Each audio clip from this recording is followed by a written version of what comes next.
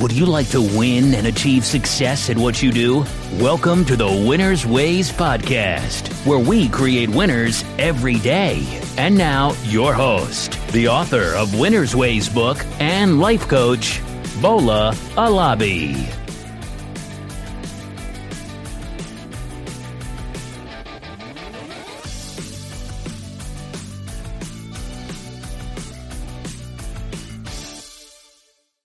He was born on April 13, 1944 in Los Angeles, California.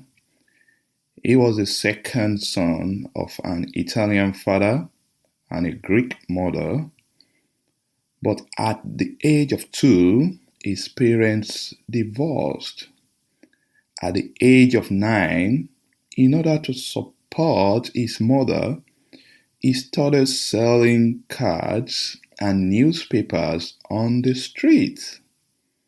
He had to deliver newspapers for the Los Angeles Examiner before school when he was only 11 years old. He was sent to a foster home in East Los Angeles after graduating from high school when his mother was unable to support him and his brother. He fell under negative influence by becoming a member of a street gang. He later changed his direction when his high school math teacher told him that he would never succeed in life unless he gives up the dark path.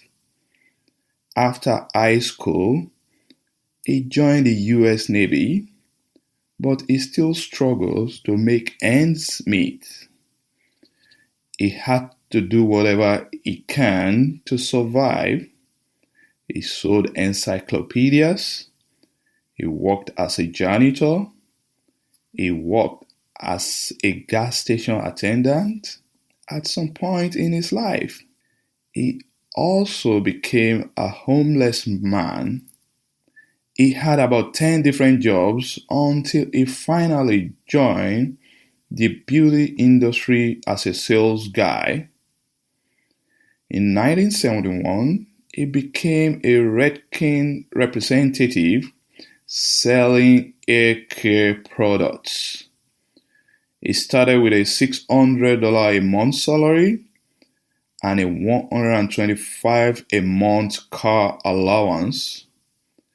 After a year and a half, he got the opportunity to lead 2 divisions of the business. However, because he wasn't much of a social guy, he was fired in 1975, just after 4 years with the company. Next, he went to work for Famodil Hair Care, where he was hired to train the management and sales force on how to sell. Sales went up when he got there, but they said he didn't fit in, so they let him go. He started selling for another hair care company, the Institute of Trichology, where he got $3,000 a month plus 6% of all new businesses that he brought in. After a year there, they fired him because they said he made more money than the owner. According to him, when people fire you for not being their kind of manager, it makes you want to be your own manager. Eventually, John Paul teamed up with his friend Paul Mitchell to launch John Paul Mitchell system, starting with just around $700 of their money in the year 1980. He had to live in his car for a while building his business. Their company grew, and they now sell their products in more than 150 beauty salons in 87 countries. Today, John Paul Dejoria is a multi-billionaire and he started many successful businesses. John Paul was a featured panel member on the ABC reality show Shark Tank, where he served as a mentor and potential investor for aspiring entrepreneurs. Dejoria, as a philanthropist, has signed a giving pledge along with 150 billionaires to give 50% of his earnings for the improvement of the world. He supports over 160 charities organizations worldwide. Hi everyone, welcome to another episode of the Winners Ways podcast. I'm your host, Bola Alabi. This is episode 32 of the Winners Ways podcast, and today's show is about motivation, and I am reviewing the story of John Paul Dejoria. The goal of today's show is to share life lessons from John Paul's stories, with the hope of motivating you, the listener, that no matter who you are, no matter where you are, you can achieve success if you are willing to learn, and ultimately, if you believe you can. I like the way Henry Ford put it. Whether you think you can or you think you can't, you are right. Many people have self-limiting beliefs. They've imposed a limitation on what they can achieve or what they can become. From time to time, I do ask people if they think they can achieve millionaire status. I'm often perplexed when I get a negative response from some of these people. These are dedicated, hardworking people, but who have conditioned their mind that they can't get ahead in life. They have the opinion that they cannot rise above their current status. Anyway, I hope the story of John Paul will be an inspiration for you out there to tell you that you do not have to remain in that situation. Your story does not have to end in shame. You can rise up, you can achieve more, you can become more, if you can believe it in your mind, and if you work hard for it. From my intro, there are 5 quick lessons that I want to talk about from the story of John Paul and how he went from being an homeless man to a phenomenal success. So, here are my 5 lessons, and hopefully you will learn from this. Hopefully, you will be inspired that you can also achieve more and become more. The first lesson is you must acquire knowledge. There is a common saying that knowledge is power. I totally agree with this. But beyond acquiring knowledge, beyond having the right information, beyond knowing the right people, I will further say that the application of the knowledge that you acquired, acting upon the information that you know, tapping into your connection will actually help you to open the right door on your life journey. John Paul worked in multiple positions before he started his own business. During his work days, he acquired knowledge in sales, marketing, manufacturing, and different areas of businesses, which later proved vital when he started his own business. Many people fail to learn while working for others. They are mostly concerned and focused on the salaries that they make, neglecting to learn about the business and the processes that make businesses work. Don't let that be you. What is your current situation? What is your current position? Maybe today you are a server in a restaurant. This does not mean you will continue to be a server for the rest of your life. You should take your time to learn about this restaurant business. You should learn about customer acquisition. You should learn about managing a restaurant. You should learn about how to cook.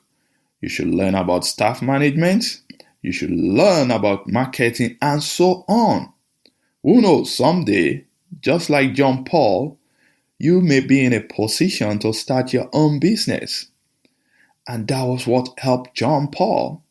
He learned about various aspects of business, and later he was in a position to build his own business, and he thrived in that business because he acquired the right knowledge and he applied the knowledge that he acquired. So that's number one, acquire knowledge. Number two, be prepared for rejection. When starting out in business, you need to set and manage proper expectation. I know everyone wants to succeed in business, but the truth is that businesses involve lots of uncertainties. It will take making mistakes and learning from those mistakes to build a scalable and successful business. Don't be discouraged when things are not going the way you are taught. According to John, for the first 2 years, it was hand to mouth. After 2 years, Paul and I made close to $1 million gross, and we had enough to give ourselves each a $2,000 dividend. We had no loan. Everything was in inventory. It wasn't nationwide yet, but we were in several salons.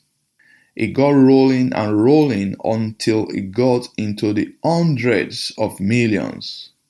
So you need to be prepared for some rejection. If you are prepared, you won't stop after the first few doors get slammed in your face. That was what John said.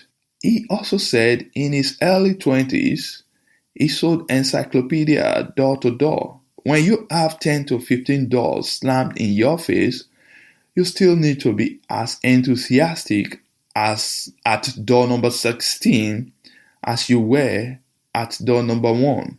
The average career of an encyclopedia salesman was 3 days, and John had to do this for 3 years. That means he faced rejection. He did not give up because of rejection. He persevered, he persisted, and later he achieved success. Many people are discouraged immediately as soon as they knock on few doors and those doors slammed on their faces. You want to know how to deal and handle rejections? Check out my podcast episode 24, where I explain how to deal with rejection.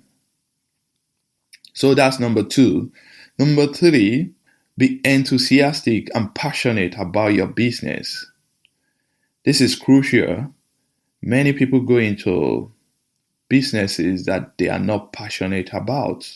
And the effect of this is that when things don't go exactly their way, it becomes easy for them to just give up and look for the next opportunity. If you want to build a sustainable business, you've got to be enthusiastic and passionate about it. You've got to love what you're doing because this will ensure that you get up every morning and you look forward to going to work because you enjoy the work. According to John, the key is to be excited and passionate about what you are studying and the quality with which you produce something. It is amazing what a human is capable of doing if they really like what they are doing. So I want you to be enthusiastic and passionate about your business, and that's the way to achieve success. Number 4, make the highest quality products. There's absolutely no reason to go into a business if you are not going to commit to delivering top-notch products or excellent customer service. The business is bound to fail if you roll out substandard products or if you provide mediocre services. According to John again, a lot of people make things to sell, but when the product is old, the consumer tosses it out and buys something new. If you make things with the highest quality, you'll be in the reorder business, which keeps the sales growing. And that is why John Paul Mitchell Company keeps growing. They make high quality hair care products. So if you want to succeed and survive in business, please ensure that you are making high quality products and you are providing top-notch customer service. Number 5, trust your team and partner with your customer. You need a strong and committed team to build a stable business. You should learn how to delegate. You should know when to delegate. You should help coach and instill confidence in your team. You should help them to understand the mission and the vision of the organization. And you should be able to know how to motivate them to achieve the organizational objectives. That's talking about your team. In terms of your customer, you should know that your customer determines your success. You should reach out to your customer. You should be there to support your customer. You should listen to your customer so that you know what they want. For instance, with Paul Mitchell, I want to know how our schools are doing. I want to know how manufacturing is going, how sales are doing, what new product we are launching, what our main advertising campaign is, and if my people are happy. The other details are just trivial. So, according to John, pay attention to the vital few and ignore the trivial many. Pay attention to your team. Pay attention to your customer. Keep them happy. Keep them motivated. Make them love your product. Make them love your service. And you will have a continuous flow of customer, a continuous sales. So in terms of partnering with your customer, ensure you get regular feedback from them about what your company is doing very well and where they think you can improve. You should critically consider customer reviews and use them as a way of improving your business. And that's why at Winners Ways, I ask for reviews every week to know what my audience wants more of and what they want to hear less of. So 5 quick tips on how to succeed in your business and build a phenomenal success. Number 1, acquire knowledge. Number 2, be prepared for rejection. Number 3, be enthusiastic and passionate about your business. Number 4, make the highest quality products. And number 5, you should trust your team and partner with your customer. So we review the lives and stories of John Paul Dejoria, a billionaire that went from being an homeless man to a successful man. He worked very hard on his business to build his business, and the qualities, the points that I shared are some of the lessons that I learned from John Paul's life. Today, John Paul lives in a $50 million estate in Malibu, California, with all the luxuries one can think of. Even though he is in his 70s, he still works hard and gives back as much as he can. All his business decisions are always in line with his philanthropic aspects. He believes that in the end, everything will be okay. And if it's not okay, it's not the end. He also believed that when you do something to help somebody, that's what real success is all about. The way he called it is success unshared is failure. And that's one of the principles here at Winners Ways. We want to share lessons from successful people so that more people can learn from them and find their own path to achieve their own success as well. John Paul has achieved a lot and he has impacted so many lives.